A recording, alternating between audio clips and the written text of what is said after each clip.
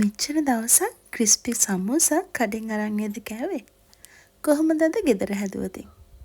හදලා බලන්න, වීඩියෝ එක සේව් කරගන්න. ෂීට් එක මම ගෙදර හදාගත්තේ මේ විදියට. ඔයාටත් හදලා බලන්න ඕන කරන හැමදේම ප්‍රමාණ එක්ක පහළ ඩිස්ක්‍රිප්ෂන් එකේ. මුලින්ම ඔයා වීඩියෝ එකේ දැක්ක විදියට පාන් පිටි ලුණුයි මික්ස් කරගන්නවා.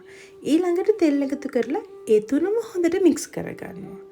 ඊට පස්සේ මද රස්නේ වෙන වතුරෙන් අපි ඩෝ එක හෙමින් සැරේ අනන්න පටන් ගන්නවා. ඔයා ඩෝ එක අනනකොට බෝල් එකේ ඉතුරු වෙන පිටි ටික අපේ පිටි ගුලියට එකතු කරගන්නේ ඔන්න ඔය විදිහට. වතුර අඩු කරගන්නෙත් නැතුව වැඩි කරගන්නෙත් නැතුව මේ විදිහට ඩෝ එක හදාගෙන අපි දැන් නීට් කරගන්නයි හදන්නේ. බෝල් එකේ ඉඩ මදි නිසා මම මගේ පැන්ට්‍රි টොප් එකේ තමයි මගේ ඩෝ එක නීට් කරන්නේ. විනාඩි 10ක් 15ක් මේ විදිහට හොඳට නීට් කරාට පස්සේ විනාඩි 10ක් අපේ ඩෝ එක රෙස්ට් වෙන්න තියන්න. විනාඩි 10කට පස්සේ හදාගත්ත ඩෝ එක සමාන කොටස් වලට බෙදාගෙන පුංචි බෝල හදාගන්න. සමෝසා ෂීට් හදනකොට අපි ඒක ගොඩාක් හීනියට තුනි කරගන්නෙත් නෑ, ඝනකම තියලා තුනි කරගන්නෙත් නෑ. ඒ නිසා ගොඩක් ලොකු බෝල හදාගන්න එපා. ඔන්න දැන් පුංචි පිටි බෝල ටික ඔයාගේ අල්ලේ තරමට දිග අරගන්න. ඒ ගානට තුනි කරගත්ත රොටි ටික උඩරිම ලේයර්ස් 5ක් වෙන්න තෙල් ටිකක් ඇප්ලයි කරලා පාන් පිටි ටිකක් ඉහන්න. ඒකට උඩින් තව එකක් තියන්න. මතක තියාගන්න උඩරිම ලේයර්ස් 5යි. එහෙම නැති වුණොත් ඉතින් ඔයාලට මේක ගලව ගන්න අමාරු වෙනවා. දැන් මම මේ ටික තුනී කර ගන්නවා. ඉතින් මම ඔයාලට වීඩියෝ එකේදී මුලින්ම මතක් කරා සමෝසා ෂීට් අපි ගොඩක් ඝනකමට වගේම ගොඩාක් තුනියට තුනී කරගන්නේ නැහැ. ලිපේ ගින්දර අඩුවෙන් තියාගෙන තමයි ඔයා මේ වැඩේ කරන්න ඕනේ. කලබල වුණොත් අපේ ෂීට්ස් ටික පිච්චෙන්න පුළුවන්. පැත්තෙම අමු ගතිය ගියාට පස්සේ පෑන් එකෙන් ෂීට් එක අයින් කරලා ටිකක් නිවෙන්න තියලා තමයි අපි ෂීට් ටික වෙන් කරගන්නේ.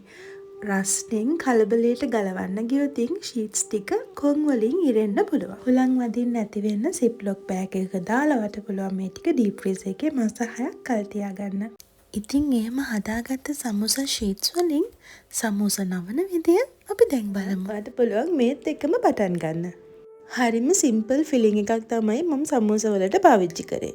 අඹරපු කුකුල් මස්, ලුණු, සුදු ලුණු, ඉඟුරු කුඩුත් එක්ක තැම්බෙන්න දීලා ඒකටම කොටු කපලා බෙදගත්ත අල කෑලිත් එක්ක ලුණුත් එකතු කරා.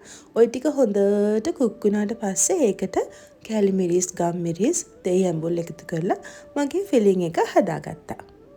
සමෝසා ෆෝල් කරන ක්‍රම කීපයක්ම තියෙනවා.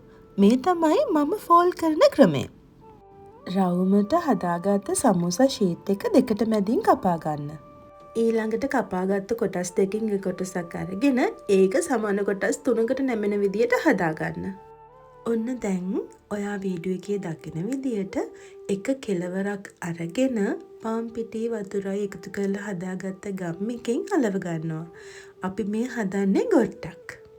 ඊටත් පස්සේ හදාගත්ත ගොට්ටට ඔයාගේ ෆිලිං එක එකතු කරලා එක පැත්තක් නවා ගන්න. නවාගත්ත පැත්තට ආපහු ගම් ටිකක් එකතු කරලා ඊළඟ පැත්ත ඒක උඩින් නවා ගන්න. අන්න එතකොට ඔයාට මේ වගේ ලස්සන ත්‍රිකෝණාකාර සමෝසා හදා ගන්න පුළුවන්. ඔයාට සමෝසා හදපු ගමන් බදින්නත් පුළුවන්. එහෙම නැත්නම් හදලා තියලා ඔයාට ඕන වෙලාවට පදින්නත් පුළුවන්. මම මේ සමෝසා බදින්නේ දවස් 3-4කට පස්සේ. තව පුංචි ටිප් එකක්. ඔයා සමෝසා බදිනකොට තෙල් හොඳට රත් වුණාට පස්සේ ලිපේ ගින්දර අඩු කරන්න. ඊළඟට සමෝසා ටික බෙද ගන්න. එතකොට ඔයාගේ සමෝසා ටික ලස්සන පාටට ක්‍රිස්පියට බෙද ගන්න පුළුවන්. ඔන්න දැන් රස බලන වෙලාව. මගේ වීඩියෝ බලලා ලයික් කරලා කමෙන්ට් කරන ඔයාලට ගොඩක් ස්තුතියි. ෆලෝ කරලා නැත්නම් ෆලෝ කරලා තියාගන්න. ගිහින් යන්න සුබ දවසක්.